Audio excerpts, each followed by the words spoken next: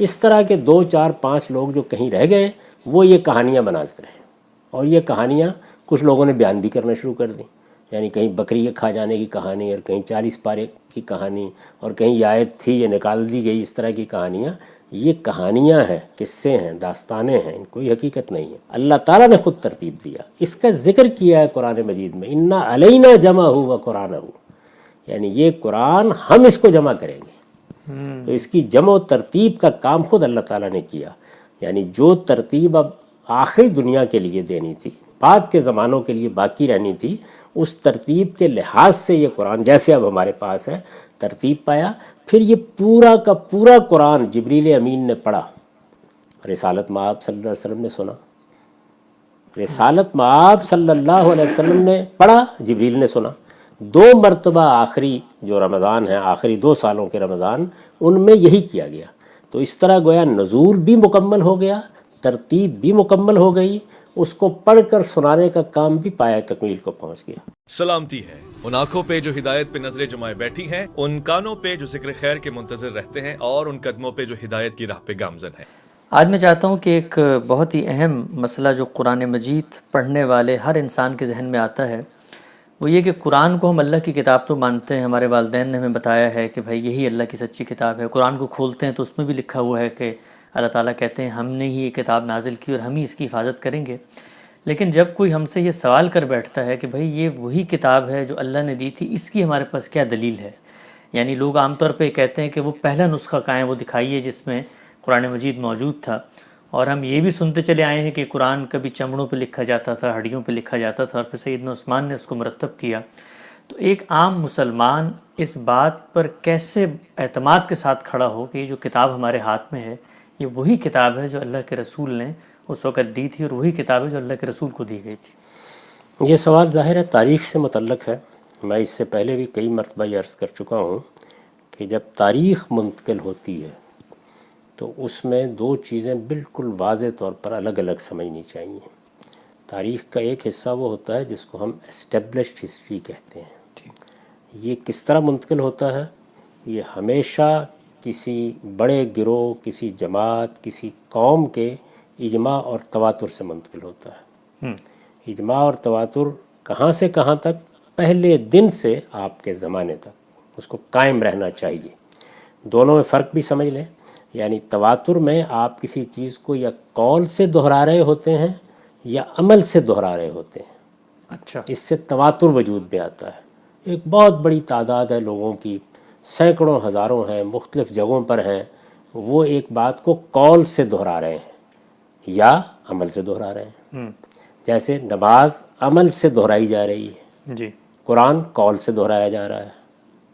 آپ نے کوئی نظم پڑھی تو یہ قول سے کسی چیز کو دہرانا ہے۔ جی، آپ کسی جگہ جا کے سجدہ ریز ہو گئے تو یہ عمل سے کسی چیز کو دہرانا ہے۔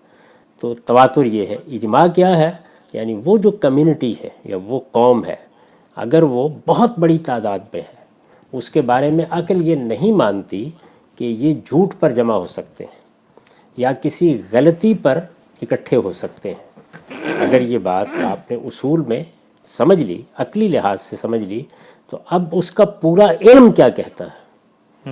یعنی انسانوں کو اللہ تعالیٰ نے بنایا اس طرح سے ہے کہ جیسے ہی کوئی چیز وجود پذیر ہوگی، اس کے بعد وہ یا اس چیز کے قولی تواتر کا ذریعہ بنے گی، یا اس کے عملی تواتر کا ذریعہ بنے گی، اور یا پھر وہ علم کے اجماع کا ذریعہ بنے گی۔ علم کے اجماع کا کیا مطلب ہے؟ آپ یوں سمجھیے کہ قرآن مجید کا ایک نسخہ ہوتا کہیں پڑا ہوا، اس کو پہلے دن سے محفوظ کر لیا جاتا، اور اس نسخے کو ہم جا کے دیکھ بھی سکتے، جی، اور پوری مسلمان امت نسلاً بعد نسلاً اپنے علم کے ساتھ یہ کہہ رہی ہوتی کہ یہ وہی نسخہ ہے جو رسالت مآب صلی اللہ علیہ وسلم نے خود ترتیب دے کے یہاں رکھوایا تھا۔ ٹھیک۔ تو یہ اجماع ہوتا لیکن تواتر نہ ہوتا۔ تواتر اس لیے نہ ہوتا کہ نسخہ ایک ہے، اس کو لوگ آگے منتقل نہیں کر رہے۔ آگے منتقل نہیں کر رہے، یعنی اس کو آگے وہ چیز حاصل نہیں ہوئی۔ ایک چیز کا علمی طور پر متفق علیہ ہو جانا، لیکن بہت بڑے پیمانے پر۔ کتنے بڑے پیمانے؟ یعنی وہی جس کو اصول میں بیان کیا جاتا ہے کہ عقل اس بات کو محال سمجھتی ہے کہ اتنے لوگ اتنی مختلف جگہوں پر تاریخ کے اتنے مختلف ادوار میں کسی جھوٹ پر جمع ہو گئے۔ ٹھیک۔ یہی تعریف ہمیشہ سے اس کی جاتی ہے. اور میں عرض کر دوں کہ یہ کوئی مذہبی مسئلہ نہیں ہے. دنیا کی ساری تاریخی حقیقتیں اسی طریقے سے تاریخی حقیقتیں بنتی ہیں. یعنی جب کسی بہت بڑے گروہ کا، اور اس میں یہ ذہن میں رکھیے کہ ایسا نہیں ہوتا کہ کسی زمانے میں کوئی چیز پیدا ہو جائے، یعنی اس کو پہلے دن سے، جب آپ کہتے ہیں یہ واقعہ ہوا، اس وقت سے لے کر اجماع اور تواتر کے ساتھ منتقل ہونا چاہیے.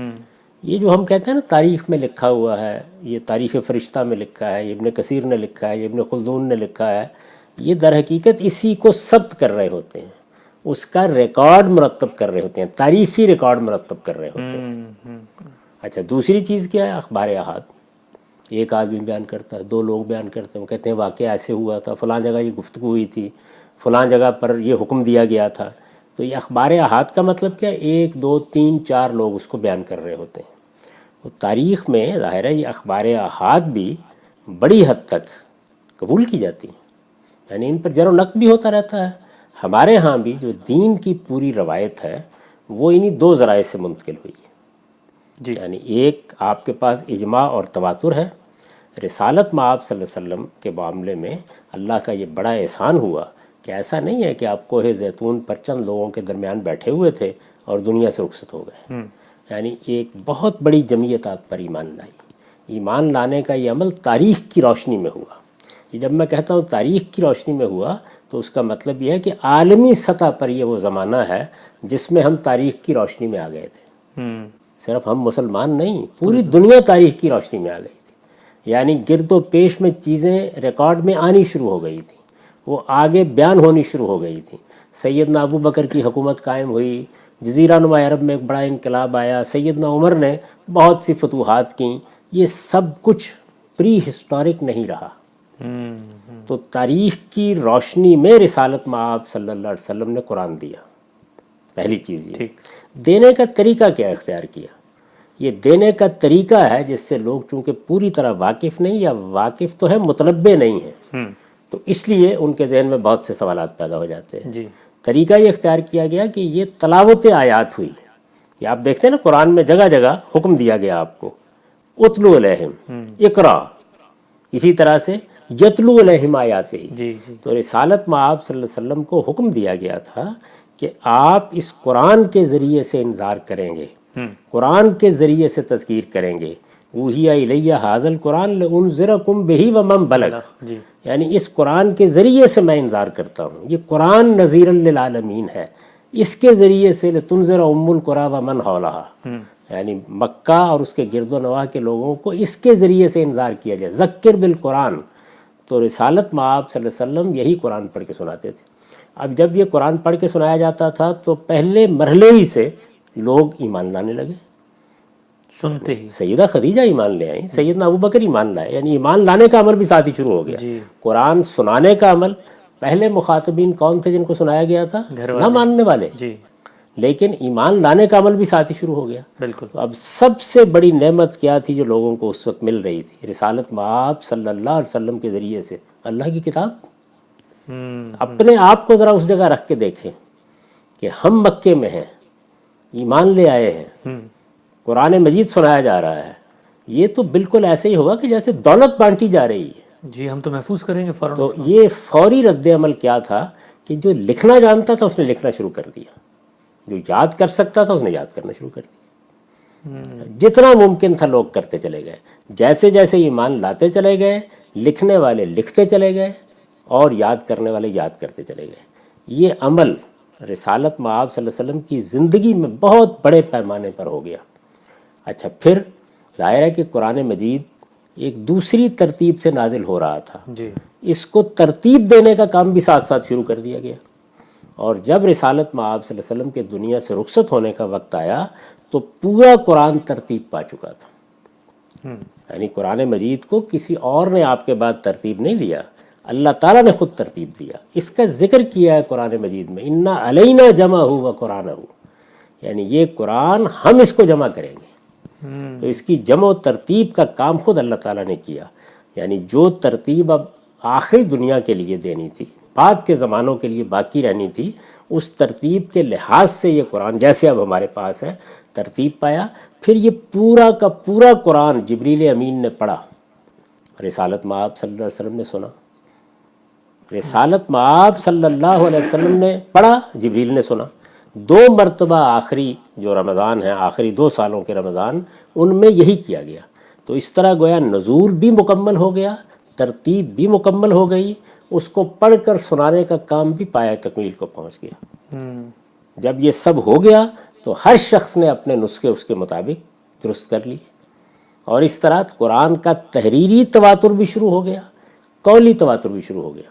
یہ قولی تواتر ہے جس کا نظارہ آپ اس وقت بھی کرتے ہیں، یعنی یہ دنیا کی واحد کتاب ہے کہ جو صرف تاج کمپنی کی چھپی ہوئی آپ کو نہیں ملتی، بلکہ دنیا بھر میں 10 ہزاروں لوگ اس کو زبانی بھی سنا رہے ہوتے ہیں، یعنی پہلے حرف سے لے کر آخری حرف تک یہ پڑھی جا رہی ہوتی ہے۔ رمضان میں یہ نظارہ کرنا ہو تو کسی جگہ چلے جائیے، لوگ یہ پڑھ کے سناتے ہیں، یعنی آپ جب چاہیں کسی شہر میں لوگوں کو بلا لیں، 10 لوگ آ جائیں گے، بچے آ جائیں گے، جی، بلکہ قاری غلطی کرتا ہے، پیچھے دوسرا بچہ ٹھیک کر دیتا اور پیچھے کھڑے ہوئے لوگ جن کو آپ سامع کہتے ہیں وہ درست کر رہے ہوتے ہیں۔ تو اس طریقے سے ایسا نہیں ہوتا کہ ابھی بھی جب ہم قرآن چھاپتے ہیں تو غلطی نہیں ہوتی، اسی طرح ایسا بھی نہیں ہوتا کہ جب قرآن پڑھا جا رہا ہوتا ہے تو کوئی حافظ یا قاری بھولتا نہیں۔ یہ کیا چیز ہے؟ یہ اصل میں اتنے بڑے پیمانے پہ شائع و ضائع ہو چکا ہوا ہے کہ اس غلطی کے باقی رہنے کا امکان نہیں ہوتا۔ یہ چیز قرآن کو پہلے دن حاصل ہو گئی تھی، یعنی رسالت مآب صلی اللہ علیہ وسلم جب دنیا سے رخصت ہوئے تو ایک بہت بڑی تعداد صحابہ کرام کی، آپ اندازہ کریں کہ کوئی 1,00,000 سے زیادہ تھے جو آپ کے ساتھی بنے۔ ان لوگوں کے ذریعے سے یہ ایسے ہی تحریری طور پر بھی اور اسی طریقے سے منتقل ہونا شروع ہو گیا تھا۔ یہ لاکھوں سے کروڑوں کو منتقل ہوا ہے۔ اب 1.25 ارب کے قریب آبادی ہے، ہر گھر میں آپ کو تحریری نسخہ مل جاتا ہے، چھاپا خانہ آ گیا، آپ کا انٹرنیٹ آ گیا، اس کے محفوظ ہونے کے دوسرے ذرائع پیدا ہو گئے۔ ان سب ادوار سے ہم واقف ہیں، لیکن ابتدا کیسے ہوئی تھی؟ یعنی لکھنے والوں نے لکھ لیا اور یاد کرنے والوں نے یاد کر لیا۔ اس طرح یہ اس مسلمان امت کے قولی تواتر سے اور تحریری تواتر سے منتقل ہوا ہے، اور اس میں اصل کی حیثیت ہمیشہ قولی تواتر کو حاصل رہی ہے۔ یعنی یاد کرنے والے جو ہیں وہ تصویب کرتے ہیں کہ کیا لکھا ہوا ہے۔ آپ دیکھیں اس وقت بھی پاکستان میں جب قانون بنایا گیا، یہ پتہ چلا کہ کچھ نسخوں کی اشاعت یا طباعت میں غلطیاں ہو رہی ہیں۔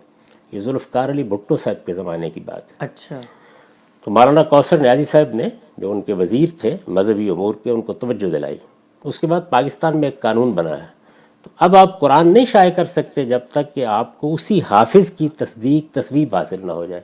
وہ مہر لگاتا ہے کہ میں نے اس کو پڑھ لیا ہے، اس میں زیر زبر کی کوئی غلطی نہیں ہے۔ غلطیاں اس کے باوجود رہ جاتی ہیں، لیکن وہ اسی تواتر کے ذریعے سے درست ہوتی رہتی ہیں، یعنی فوراً تنبیہ ہونا شروع ہو جاتی ہے، فوراً توجہ ہونا شروع ہو جاتی ہے۔ اس لیے قرآن پہلے دن سے دنیا کی اس لحاظ سے بالکل منفرد کتاب ہے کہ وہ کسی نسخے کی محتاج ہی نہیں تھی۔ اس لیے نہ رسالت مآب صلی اللہ علیہ وسلم نے کوئی ایک نسخہ ترتیب دلایا، نہ کسی اور نے، کوئی ضرورت ہی نہیں تھی اس کی۔ جب آپ نے پڑھا تو لکھنا جاننے والوں نے لکھنا شروع کر دیا، اور یاد کرنے والوں نے یاد کرنا شروع کر دیا، اور اسی تواتر نے غلطیوں کی بھی اصلاح شروع کر دی۔ تو یہ پہلے دن سے اس طرح منتقل ہوا ہے۔ یہ جو آپ کو بعض چیزیں ملتی ہیں، حضرت عثمان نے کیا کیا فلاں نے، وہ اشاعت کر رہے ہیں قرآن کی۔ یعنی اس وقت بھی سعودی عرب میں ایک بہت بڑا مکتبہ قائم ہے جو لاکھوں کی تعداد میں قرآن چھاپ کر دنیا کو پہنچاتا ہے۔ جی، تو مسلمانوں کی حکومتیں یہ خدمت ہمیشہ کرتی رہی ہیں۔ چھاپا خانہ ایجاد ہوا تو شاہ فاروق کے زمانے میں مصر سے نسخے چھاپے گئے۔ یہ کوئی قرآن مجید نہیں ترتیب دیا جا رہا تھا، وہی مسلمانوں کے اندر شائع و ضائع قرآن، وہی قرآن جس کو ہر آدمی نے لکھا ہوا تھا، وہی قرآن جس کو ہر جگہ لوگ تحریری طور پر اپنے ہاں کتابت کر کے رکھے ہوئے تھے، اسی قرآن کو پکڑا گیا اور پکڑ کر چھاپ دیا گیا، یعنی چھاپا خانہ ایجاد ہو گیا۔ یہ جو ابھی آپ کے ہاں یہ انٹرنیٹ اور اس طرح کی چیزیں آئیں، تو آپ نے کیا کیا؟ آپ کوئی نسخہ لینے کے لیے گئے نہیں، آپ کہیں جا کے مدینے میں آپ نے کوئی نسخہ ڈھونڈا، استنبول میں کوئی نسخہ ڈھونڈا؟ وہی مسلمانوں کی زبانوں پر جو قرآن جاری ہے، اور وہی مسلمان جس قرآن کو لکھ کر شائع کر رہے ہیں، آپ نے اسی کو پکڑا اور پکڑ کر آپ نے انٹرنیٹ پہ ڈال دیا۔ قاریوں نے اسی کو پڑھا اور اسی کو آپ سن رہے ہوتے ہیں اور حاضر اٹھا رہے ہوتے ہیں، قرات سے، تجوید سے، عربی لہجے میں پڑھا جا رہا ہوتا ہے۔ تو یہ قرآن مجید اس طرح منتقل ہوا ہے، یہ کسی نسخے کا محتاج نہیں ہے، اس کو کبھی یہ ضرورت نہیں پڑی کہ کوئی ایک نسخہ ترتیب دیا جائے، کہیں رکھا جائے، اس کی حفاظت کے لیے فوج مقرر کی جائے۔ ان میں سے کوئی چیز بھی اگر ہوتی تو یہ اعتماد کھو چکا ہوتا، اس نسخے کے بارے میں 1000 کہانیاں بن چکی ہوتی۔ جی کوئی بتاتا اس کے 2 برق غائب ہو گئے تھے، کوئی یہ کہتا یہ وہ ہے ہی نہیں، کوئی یہ کہتا فلاں وقت میں جو حملہ ہوا تھا مدینے کے اوپر اس میں غائب ہو گیا تھا، دوسرا رکھ دیا گیا تھا، کسی نے چوری کر کے تبدیل کر دیا، کوئی کہتا چوری کر کے تبدیل ہو گیا تھا۔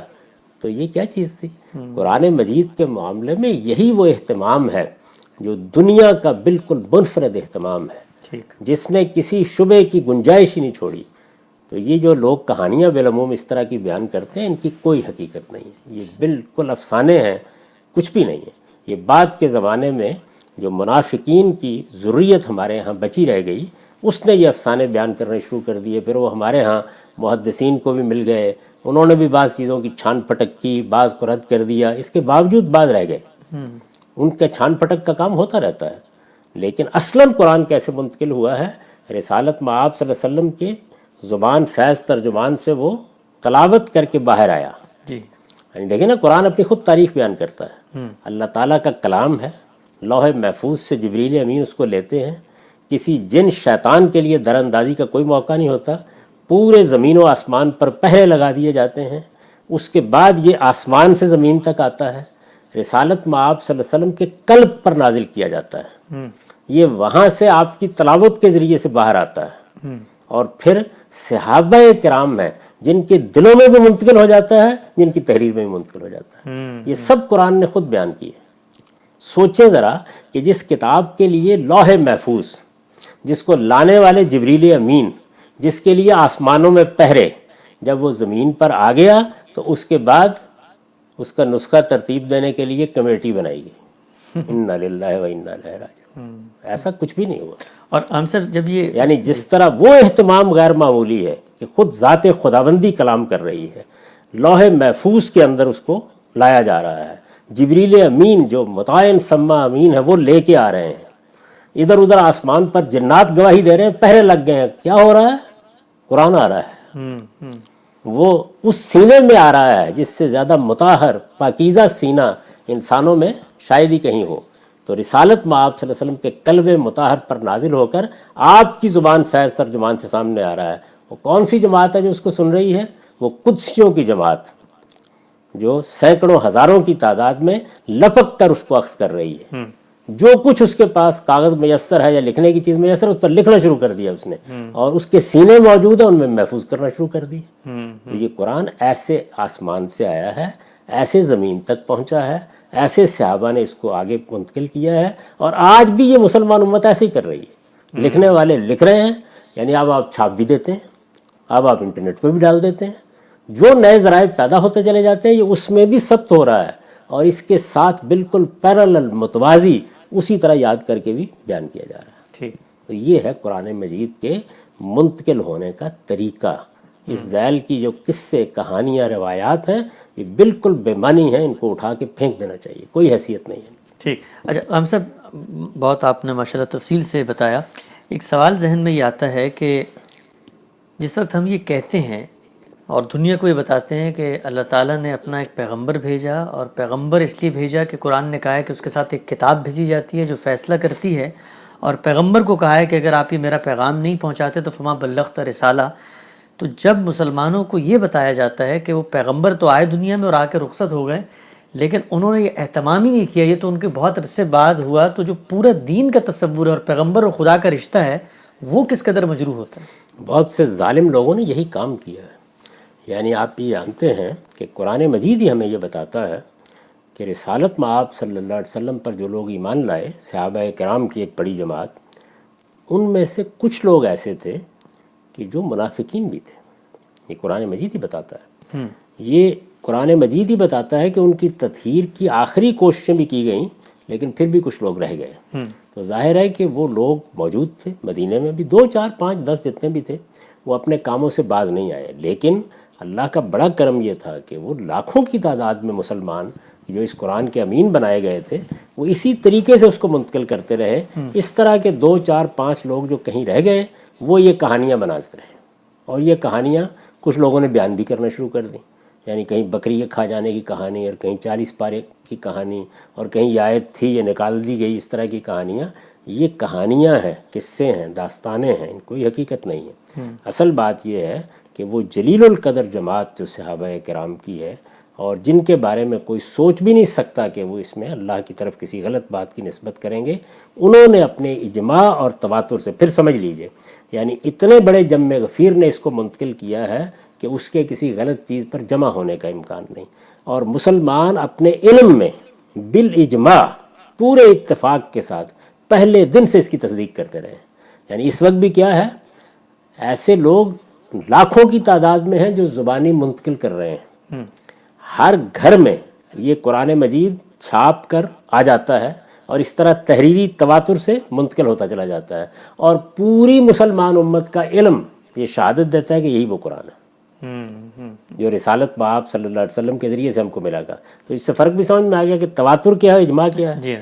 یعنی جس وقت حفاظ اس کو سنا رہے ہیں تو یہ تواتر قولی ہے، جس وقت اس کو لکھ کر آپ کو دیا جا رہا ہے تو یہ تواتر تحریری ہے، اور جس وقت مسلمانوں کا علم اس پر شہادت دیتا ہے اور بغیر کسی اختلاف کے شہادت دیتا ہے کہ یہ وہی قرآن ہے جو رسالت مآب صلی اللہ علیہ وسلم نے دیا تھا، تو یہ اجماع ہے. جی ٹھیک. اچھا عام صاحب، ایک سوال لوگ عام طور پہ پوچھتے ہیں جب ہم یہ کہتے ہیں کہ انسانوں کی اتنی بڑی تعداد کسی غلط بات کو آگے متفق ہو کے منتقل کرے، یہ عقلاً محال ہے. تو ایک مثال کسی نے دی کہ مثلا آج ٹی وی چینل پہ خبر چلتی ہے، اس کو 2 لاکھ لوگ سنتے ہیں، تو وہ 2 لاکھ لوگ تو خبر اپنی ذات میں اگر جھوٹی بھی ہو تو وہ سننے کے بعد اس کو آگے پھیلانا شروع کر دیتے ہیں. تو اتنی بڑی تعداد جو ہے وہ جھوٹ کو آگے پھیلا رہی ہوتی ہے. تو یہ ذرا واضح کیجئے گا کہ تواتر میں سچ اور جھوٹ زیر بحث نہیں ہے، بلکہ وہ لوگ جو خبر کا حدوث ہوا ہے اس کو پہنچا رہے ہوتے ہیں. جی بالکل ایسے ہی ہے. یعنی تواتر اس واقعے کو بیان کرتا ہے. جب ہم یہ کہتے ہیں کہ یہ وہی قرآن ہے جو رسالت مآب صلی اللہ علیہ وسلم نے دیا تھا، تو یہ اس واقعے کا تواتر ہے. یہ قرآن اللہ کی کتاب ہے یا نہیں ہے، یہ تو قرآن بتائے گا، الگ بحث ہے. یعنی اس کے دلائل علمی عقلی الگ ہوں گے. یہ رسالت مآب صلی اللہ علیہ وسلم سے اس کا صدور ہے، یعنی آپ دے رہے ہیں اور یہ مسلمان امت اس کو منتقل کر رہی ہے بغیر کسی ادنی اختلاف کے. یہ ہے اصل وہ چیز کہ جس سے قرآن مجید پوری حفاظت کے ساتھ ہم تک پہنچ گیا ہے، اور ہم پورے یقین اور اذعان کے ساتھ یہ کہہ سکتے ہیں کہ یہ وہی کتاب ہے جو حضور پر نازل ہوئی اور آپ نے اس امت کو دی. پھر یہ کہ وہ جو امت ہے جو منتقل کر رہی ہے وہ کوئی 50-100 ہزار لوگوں کا بکھرا ہوا گروہ نہیں ہے. یعنی وہ بہت بڑی تعداد میں خود حضور کی زندگی میں ایک سلطنت قائم کر چکے ہیں، ان کو سیاسی غلبہ حاصل ہو گیا ہے. اس کے بعد یہ سلطنت 3 براعظموں تک پھیل گئی ہے چند برس کے عرصے میں. اس میں سینکڑوں، ہزاروں، لاکھوں لوگ ہیں کہ جن کی سب سے بڑی طلب کیا قرآن. تو اتنے بڑے پیمانے پر اس کی اشاعت کا پہلے دن سے اہتمام ہو گیا ہے. ٹھیک. باقی رہی یہ بات کہ حکومتیں کیا کرتی رہی ہیں، وہ خدمت کرتی رہی، آج بھی کرتی ہیں. یعنی ہماری حکومت نے بھی بری ہو بھلی ہو، پاکستان کی حکومت نے بھی قوانین بنائے. یہ قوانین اس لیے نہیں بنائے گئے تھے کہ قرآن مجید میں کوئی مسئلہ پیدا ہو گیا، نہیں، تاکہ اشاعت میں بے احتیاطی نہ ہو جائے. تو اس طرح کا اہتمام یہ سیدنا عثمان نے بھی کیا، اس سے پہلے سیدنا عمر نے بھی کیا ہوگا، اس کے بعد کے خلفاء بھی کرتے رہے، حجاج بن یوسف نے بھی کیا، اور بھی بہت سے لوگ کرتے رہے. یعنی تو عثمانی بھی کرتے رہے. شاہ فاروق نے جب اس کو چھاپ کر شائع کرنے کا اہتمام کیا تو یہی اہتمام تھا. یعنی اس میں کوئی قرآن نہیں ترتیب دیا جا رہا، بلکہ قرآن مجید کے نسخوں کی تطہیر ہو رہی ہے. جو چھاپے جا رہے ہیں، لکھے جا رہے ہیں، ان میں کوئی غلطی نہ ہو جائے.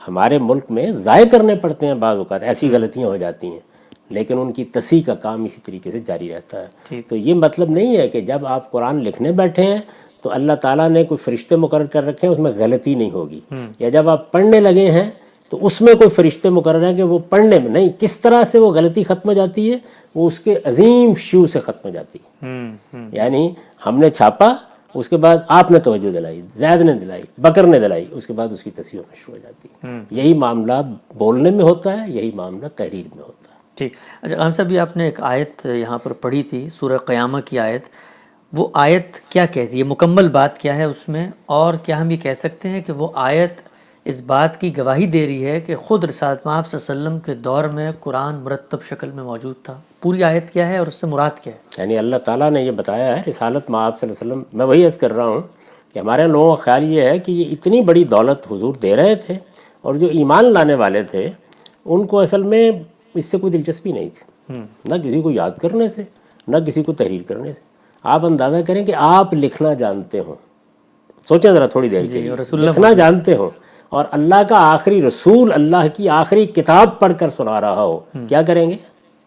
لکھوں گا، میں تو صبح شام لکھوں گا. یعنی آپ تو ایک حرف ادھر ادھر نہیں ہونے دیں گے، لکھیں گے. آپ کو ذرا اطلاع ملے گی کہ اچھا اوپر سے یہ ہدایت کی گئی ہے کہ فلاں حصے کو فلاں صورت میں رکھ دیجئے، اس کو اس طرح ترتیب دے دیجئے، آپ سب سے پہلا کام کیا کریں گے؟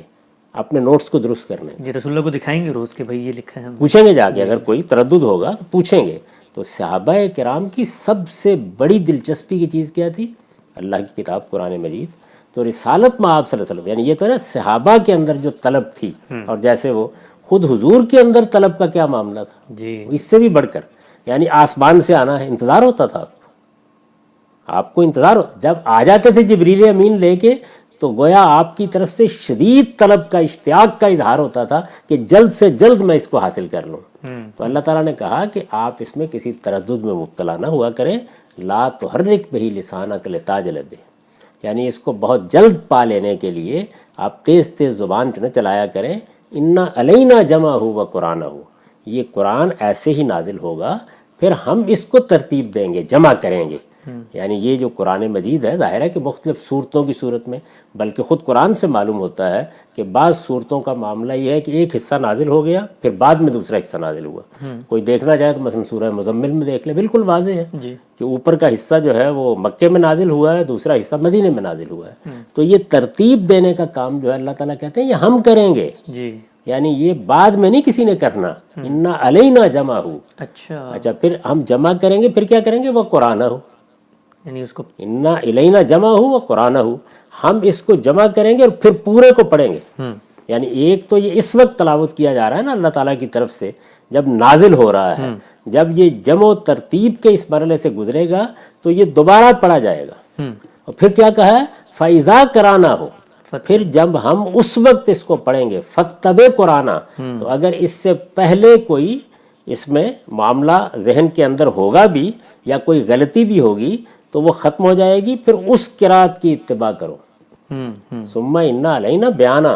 اور اگر کوئی سوال اس دوران میں جب کہ ہم اس کے جمع و ترتیب کا کام کر رہے ہیں پیدا ہوگا تو ہم اس کی وضاحت بھی کر دیں گے.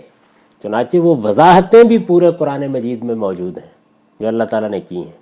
یعنی اللہ نے نازل کیا، اللہ نے ترتیب دیا، اللہ نے ترتیب کے بعد پورا کا پورا دوبارہ پڑھا، اس کے ساتھ حکم دیا کہ اب یہ قرات ہے جس کی پیروی کی جائے گی. اور پھر وہ جو تبیین، توضیح، سوال کا جواب دیا. آپ جگہ جگہ نکال کے دیکھیں قرآن مجید میں، وہ جس جگہ وہ ضمیمے لگائے گئے ہیں اس کے آخر میں اللہ تعالیٰ کیا کرتے ہیں؟ کذالک یبین اللہ آیات، ہم اس طرح اپنی آیتوں کی وضاحت کرتے ہیں. اس کے فوراً بعد اس ضمیمے کے بعد اللہ تعالیٰ کی طرف سے یہ وضاحت ہوتی ہے کہ یہ تبیین ہے، یہ ہم نے وضاحت کی ہے اس چیز کی. تو یہ آپ کو 14-15 مقامات پر قرآن مجید میں یہ بھی مل جائے گا. اس طریقے سے اس کی جمع و ترتیب کا کام ہوا ہے اور یہ قرآن نے خود بیان کر دیا ہے سورہ قیامہ. ٹھیک، ہمارا وقت یہاں ختم ہوتا ہے. اس نے